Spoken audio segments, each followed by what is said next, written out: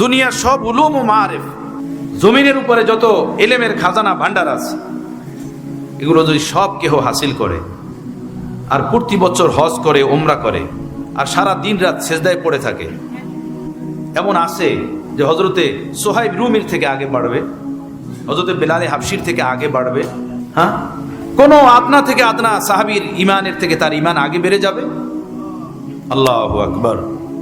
जो कुछ मिला सोहबत नबी से मिला, যা কিছু তারা পেয়েছেন সোহবতে নবী থেকে পেয়েছেন, যেটা পেয়েছেন ওর উপরে জৈমা গেছেন এবং নিজের জীবনকে সে মতো বানানোর জন্য বাস আজম করছেন।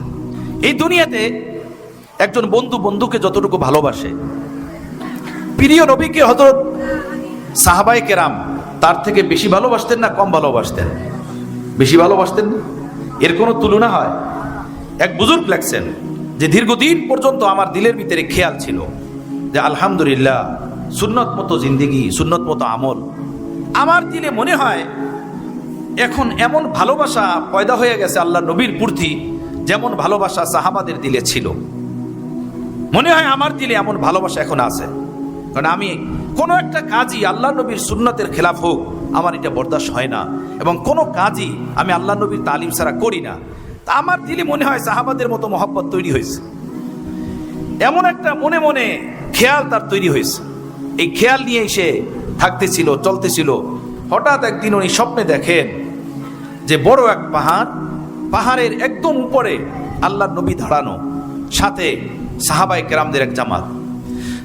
আল্লাহ নবী একটা গাড়ির উপরে ছিলেন, সাহাবায়ে কেরামদের সাথে কথা বলতেছিলেন।